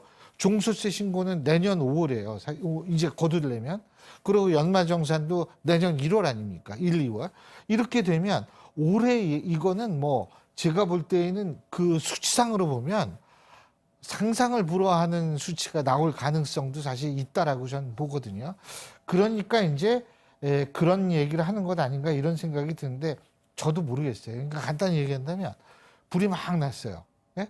이거 불이 막 났는데 이걸 불을 먼저 쫙 끄고 어떻게 됐던 간에 네. 이걸 해야 되는지 아니면 불에 타기 전에 가재도구부터 먼저 빼내야 되는 건지 저는 그걸 잘 모르겠어요. 알겠습니다. 지금은 정부의 재정 건전성을 따질 때가 결코 아니다라는 얘기들을 다 하고 있지만 또 재정 건전성이 훼손될 지금 부분도 건전성은 우려되는 정도 상황이긴 수준이 합니다. 아니고요. 네. 지금 이게 경제위기 수준을 추락하고 올해 또 많이 저걸 하면 재경부나 경제학자들은 이게 뭐 악화되는 이런 수준보다는 훨씬 더 심각한 문제가 벌어질 수 있다. 이런 걱정을 하는 분들이 있더라고요. 네, 긴급 재난 지원금 문제 이 부분 이 정도에서 정리를 하고요. 저희가 그동안에 뭐 여러 차례 맞짱 토론을 하면서 이번 총선의 최대 변수 여러 가지를 꼽아보지 않았습니까? 그중에 대표적인 것이 바로 말 실수였어요. 이른바 설화라는 그렇죠. 거 아니겠습니까? 실제로 총선이 다가오면서 이 말 실수 하나하나가 표심에 굉장한 많은 영향을 미치지 않겠습니까? 네, 말 실수 부분을 한번 짚어보도록 하겠습니다. 일단 미래통합당 서울 관악갑에 출마를 했던 김대호 후보의 얘기를 좀 해보죠. 나이가 들면 다 장인이 된다. 이런 얘기를 또 해서 결국에는 제명이 되는 것 같습니다. 글쎄, 나이가 들면 다 장애인이 된다는 말 자체가 팩트에 맞질 않고 이제 100번 이제 그 김대호 후보의 입장을 이해하는 측면에서 들여다봐도요. 원래 뭐 이제 나이가 들면 다 장애인이 된다 이걸 강조하려 했던 말 같지는 않아요. 앞뒤 네. 맥락은 그렇지는 않은데 저런 말이 왜냐하면 이 선거 때 말이라는 거는 그 말의 핵심 같은 것들이 퍼져나가는 거 아니겠어요? 그렇다면 말을 한마디 한마디를 대단히 신중하게 해야 되는 거거든요. 근데 나이가 들면 장애인이 된다? 이거는 어쨌든 지금 선거 앞두고 유권자들, 특히 나이 드신 분들에게 나이 드신 분이건 나이 드시지 않은 사람들도 마찬가지예요. 그런 말은 적절치 않죠. 그리고 우리 기억에 많이 있잖아요. 과거에 노인 평화 발언도 있었고 낙검수 발언도 있었고 뭐 이런 발언들이 한두 개가 아니에요. 특히 이번 선거가 코로나19라는 이 대형 재난 참사 때문에 다른 요소가 거의 잠복해 있는 상태거든요. 어떤 쟁점도 별로 나오지도 않고 어떤 갈등 축도 별로 제기되지 않아서 선거 과정을 통해서 뭔가 사회적 합의가 모색되고 이런 정치 과정이 이래야 되는데 이게 거의 실종돼 있어요. 그래서 코로나19 때문에 마스크 쓰고 또 선거 운동도 대단히 제한적이고 흔히들 뭐 언론에서 하는 표현을 빌면 깜깜이 선거라고 얘기하는 상황 아니겠어요? 이럴 때 말실수라는 건 굉장히 더 큰 결정적 타격이 될 수가 있는 거기 때문에 김대호 후보의 저 말은 후보로서 대단히 적절치 않다는 생각이 되고 아마 그래서 지금 당에서 제명을 시킨 게 아닌가라고 생각이 되고 며칠 안 남았잖아요. 이제 선거가. 그건 야당도 그렇고 여당도 그렇고 말 한마디 한마디가 이제 표에 직결되는 것이고 선거를 떠나서 저런 식의 인식을 가진 분들의 말은 대단히 곤란하다고 생각합니다. 기본적으로. 네. 미래통합당에서는 파장이 더 커지는 것을 막기 위해서 서둘러 제명을 결정하는 모양입니다. 예. 근데 이제 사실 김대호 후보 같은 경우에 자신의 본의는 그게 아니었다라는 주장을 하는데 저는 그게 뭐 어느 정도는 또 일면 이해할 수 있는 부분도 분명히 있다라고 생각을 합니다. 근데 문제는 표현이 굉장히 중요해요. 정치라는 게 이게 말로 하는 건데 표현이 논란의 소지가 있는 표현을 하면 그건 곤란한 거죠. 특히 선거 때에는. 그러니까 이제 저 미래통합당이 제명이라는 강수를 둔 건데, 그러니까 선거 관한 포기하겠다는 거거든요. 거기다 이해찬 대표도 이제 뭐 말실수다, 뭐 부산에서 도시가 초라하다 이런 얘기 하지 않았습니까? 그렇죠. 이것도 저는 이해찬 대표가 그런 의도로 얘기했다라고 생각하지 않아요.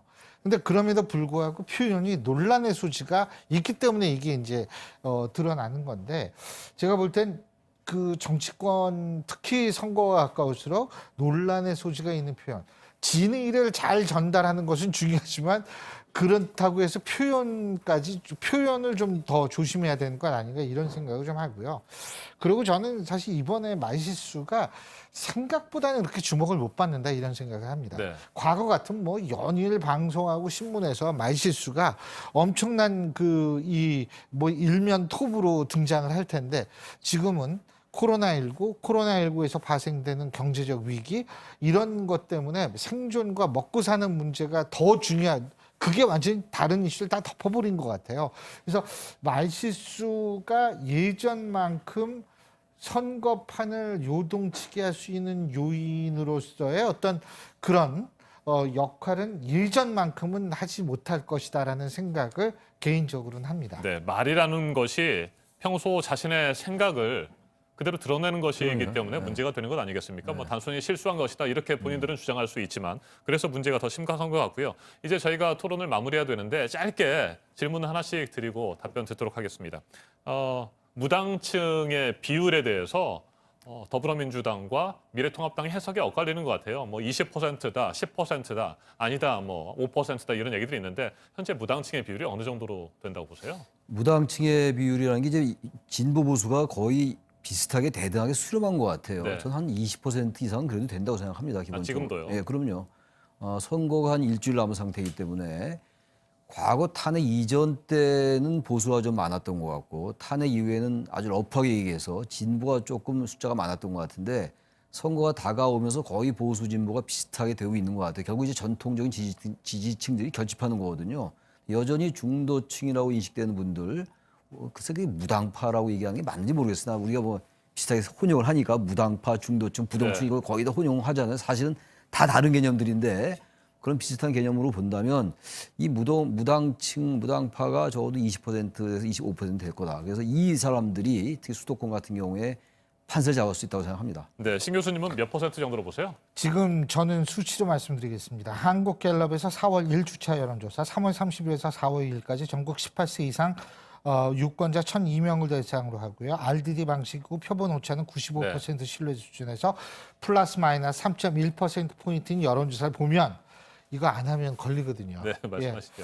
그 보면은 무당층이 22%로 지금 나오고 있습니다. 최 교수님이 정확히 이제 해주신 거고. 그런데 조사 결과에 따라서 조금씩 달라요 또. 근데 대부분이 요 정도 나와요. 네. 근데 제가 주목해야 될 건 과거 선거. 이건 과거 선거는 앞으로 선거에 영향을 안 미치니까 제가 구체적으로 사례를 안 들어도 되기 때문에 말씀드리는데 과거 선거보다 굉장히 높아요. 과거 지금 이런 이 시점 정도 된다면 과거 총선 때는 보통 20% 미만이었거든요. 근데 이번에 굉장히 이 무당층이 많다. 이 얘기는 결국은 뭐냐면 그만큼 생계라든지 먹고 사는 문제라든지 생존이라든지 소위 말하는 이런 데에 관심을 있는 유권자가 많다. 즉 이념 지향성을 가진 유권자들이라도 이 실용적인 측면에 더 관심을 많이 들 수밖에 없는 상황이어서 결국은 무당층이 되고 무당층이 늘어났다. 이렇게 해석될 수 있는 소지가 있기 때문에요. 제가 볼 때에는 아마 이제 좀 있으면 여론조사 못하죠. 그죠? 오늘 하는데 이제 오늘 발표를 못하죠. 못하는 거예요. 예?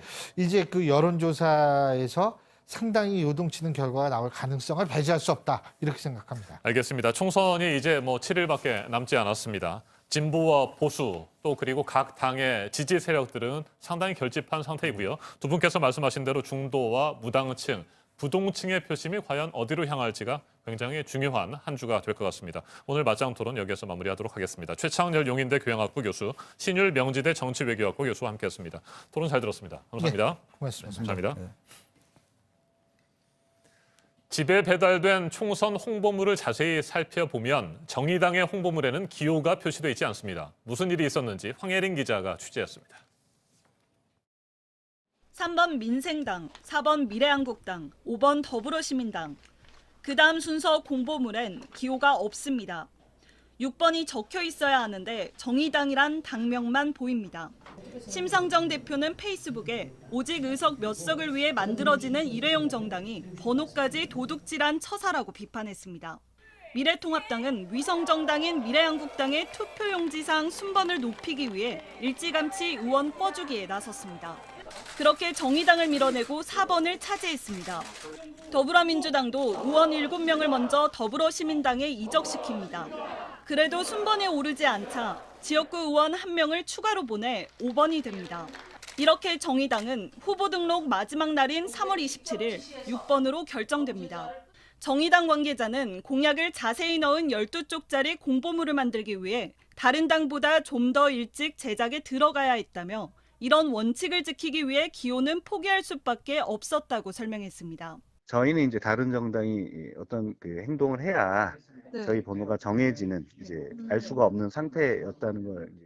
JTBC 황예린입니다. 네, 정점 얘기까지 나왔었지만 뉴욕에서 다시 730여 명, 하루 동안 가장 많은 사망자가 나온 미국입니다. 트럼프 대통령이 세계보건기구 WHO를 신랄하게 비판을 했는데요. 보도국 연결해서 이 소식 알아보도록 하겠습니다. 안태훈 기자, 중국 중심적이다, 그리고 미국에 잘못된 권고를 했다, 이런 내용이네요. 네, 그렇습니다. 트럼프 대통령이 트위터를 통해서 세계보건기구 WHO를 맹비난했습니다. 너무나 중국 중심적이고 미국에 잘못된 조언을 했다라는 것입니다. WHO가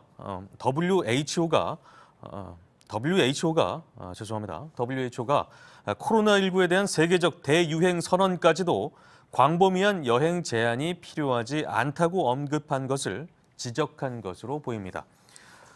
네, 공화당 내에서도 미국 정부의 코로나19 대처에 대한 조사가 필요하다는 목소리가 커지자 내놓은 언급입니다. 네, 이런 가운데 미국 정부의 한 고위 관리는 우한 연구소를 비롯해서 중국의 코로나19 상황을 미국이 직접 연구할 수 있도록 허용해야 한다고 중국에 촉구했습니다. 네, 이 코로나 사태 속에서 많은 분들이 겪고 있는 지금 우울감에 대해서 저희가 전문의와도 이 얘기를 했었습니다. 코로나 관련 뉴스를 하루 종일 내내 보지 말고 시간을 정해서 보라는 것이었는데요. 우리 국민들이 코로나 관련 정보 검색에 얼마나 시간을 쓰고 있는지 조사 결과가 하나 나왔네요. 네, 그렇습니다. 지난달 14일부터 일주일간 수도권 주민 2천여 명을 대상으로 했습니다.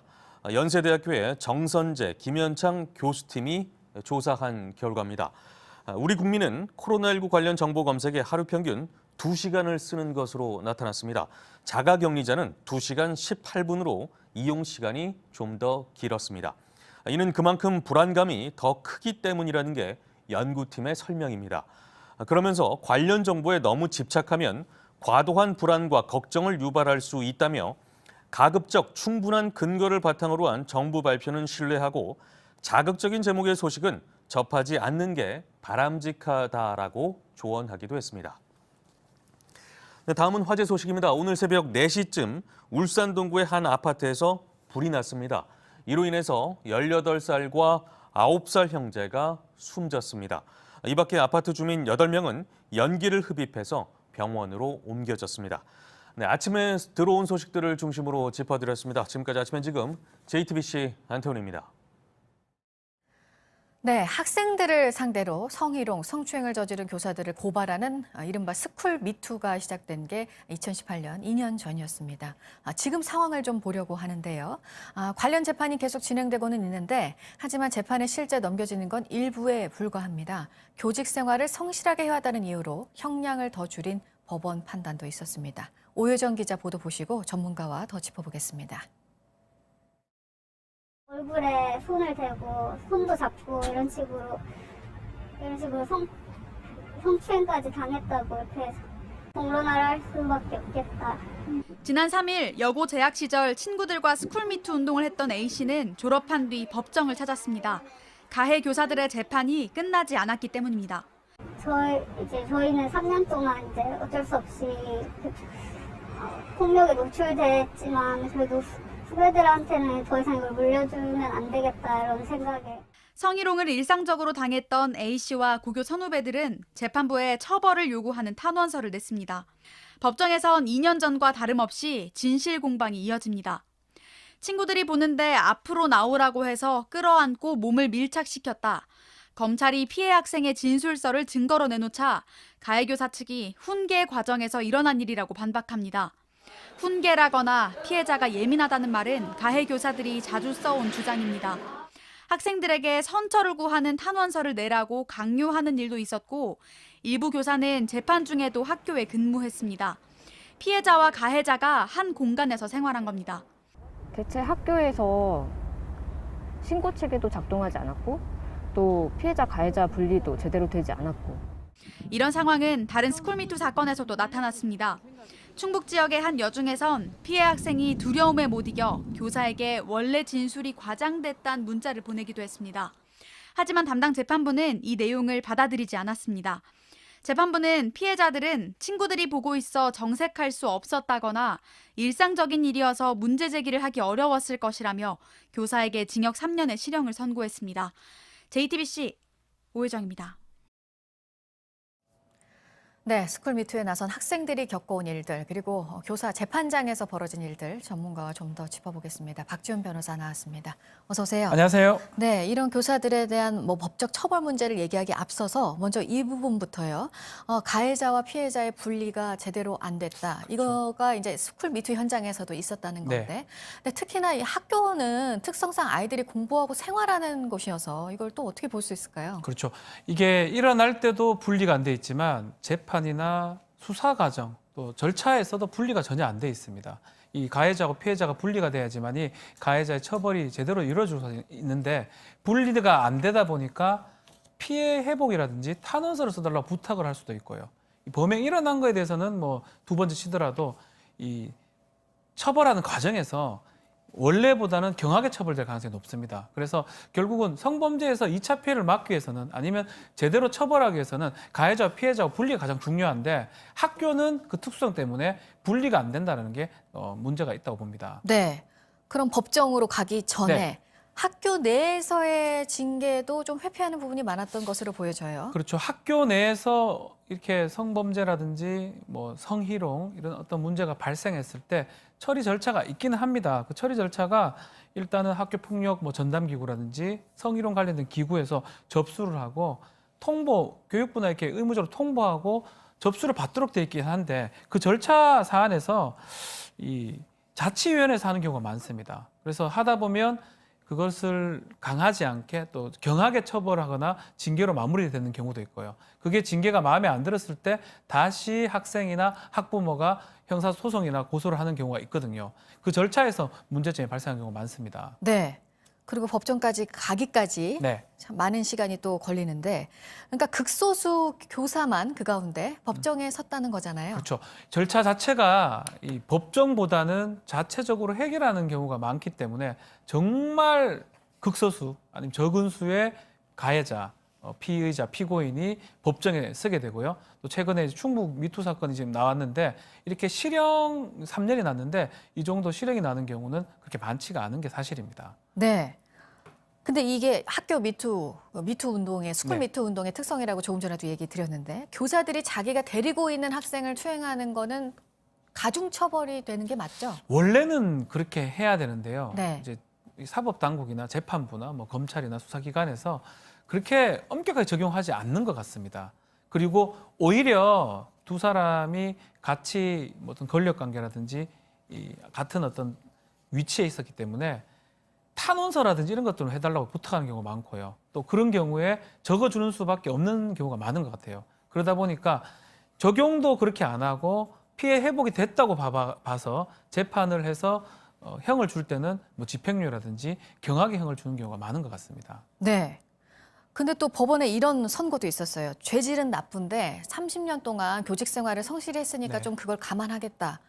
이건 어떻게 보시나요? 이게 문제인 거죠. 그 교직 생활을 하면서 그런 행동을 했던 거가 지금 문제인데 교직 생활을 했다라는 거. 뭐 법원 입장에서 양형을 이제 봐야 되니까 그런 부분 얘기하지 않을 수는 없는데 그럼에도 불구하고 교직 생활에서 일어났던 성범죄, 특히 스쿨 미투 사건인데 이거를 갖고 이렇게 그 부분으로 경하게 처벌한다. 아마 피해자 입장에서는 이해를 못할 부분이 많은 것 같습니다. 네.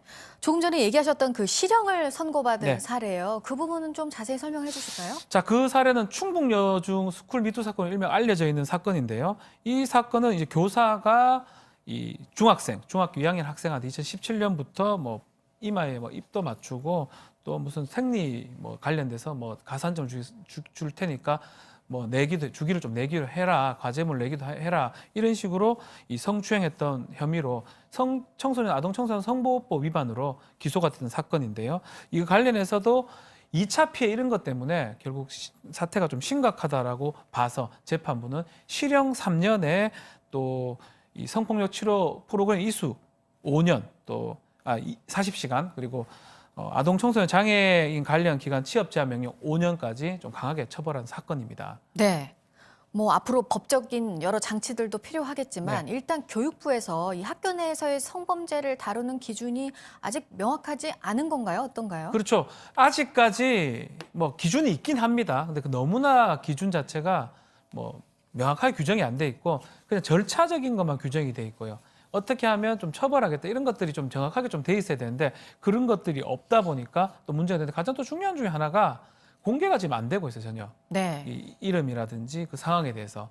그건 뭐 개인의 신상이라든지 개인의 뭐 프라이버시나 기본권이 문제됐기 때문에 그렇긴 한데 그런 것 때문에 더 반복되는 여지가 있는 것 같습니다. 네. 그래서 지금 관련해서 교육공무원법 개정안이 발의는 됐는데 아직 처리는 못 되고 있는 상태잖아요. 그렇죠. 아직까지는 처리가 안 되고 있고요. 거기 보면 공개라든지 아니면 절차 부분이 좀 들어가 있습니다. 만약 그게 강화가 된다 그러면 학교 내에 청소년, 학생에 대한 성추행, 그 성범죄 같은 것들을 좀 미연에 방지하거나 또 가중 처벌이 가능하지 않을까 이렇게 보입니다. 네. 2년 전에 시작된 네. 스쿨 미투 지금 어떤 상황인지 좀 전문가 짚어봤습니다. 박지훈 변호사였습니다. 고맙습니다. 감사합니다. 네, 신라 장수가 탔던 말의 갑옷이 10년이 걸려서 복원이 됐습니다. 국립경주박물관에 2달 뒤부터 전시가 됩니다. 문상혁 기자가 전해드립니다. 고구려 고문석 벽화에서 봤던 철갑옷을 두르고 달리는 말의 모습. 삼국시대의 말은 그림으로 또 토기로 어렴풋이 짐작만 할 수 있었습니다. 특히 말의 갑옷으로 불리는 마갑은 어떻게 생겼는지 알 수 없었습니다. 11년 전 경주 도심에 자리 잡은 쪽샘지구의 한 무덤에서 신라 장수가 탔던 말의 갑옷이 발견됐습니다. 2.9m 길이에 무게만 36kg, 갑옷 비늘의 개수도 740개에 달했습니다. 1500년 동안 땅속에서 잠자던 이 갑옷은 복원하기까지만 10년이 걸렸습니다. 화석처럼 땅에 묻힌 갑옷이 혹여나 훼손될까봐 크레인으로 유물을 감싼 흙덩이를 통째로 들어 올렸습니다. 이 흙더미 무게만 28톤이나 나갔습니다. 냉방과 제습 시설이 갖춰진 가건물까지 세우고 철조각 하나하나를 맞췄습니다. 앞서 28년 전 경남 함안에서 발견된 아라가야의 마갑은 얼굴과 몸을 다 감싸고도 엉덩이는 그대로 노출돼 그 크기를 가늠하기 어려웠습니다. 최근 복원된 말의 옷은 말 그대로 온몸을 감싸는 온전한 형태입니다. 신라 장수가 탔던 말은 어깨 높이가 평균 128cm로 조랑말과 비슷한 크기로 추정됩니다. 흔히 말 갑옷하면 중세 유럽 기사들이 탄 큼지막한 말을 떠올리는데 당시 신라 사람의 말은 다소 키가 작고 다부졌습니다. 말은 중무장한 무사까지 120kg 정도를 지탱했던 것으로 보입니다. 이 말의 갑옷이 국가적 행사에 쓰인 의뢰용이었는지 진짜 전쟁에 나선 실전용이었는지 아직 밝혀지진 않았습니다. 신라 무사와 말의 갑옷은 2달 뒤부터 국립경주박물관에서 전시될 계획입니다. JTBC 문상혁입니다. 오늘 전국이 대체로 맑겠습니다. 건조한 날씨는 오늘도 이어질 전망이어서 작은 불씨도 조심하셔야겠습니다. 강원 동해안에는 구름이 많고 오전까지 빗방울이 떨어지는 곳도 있겠습니다.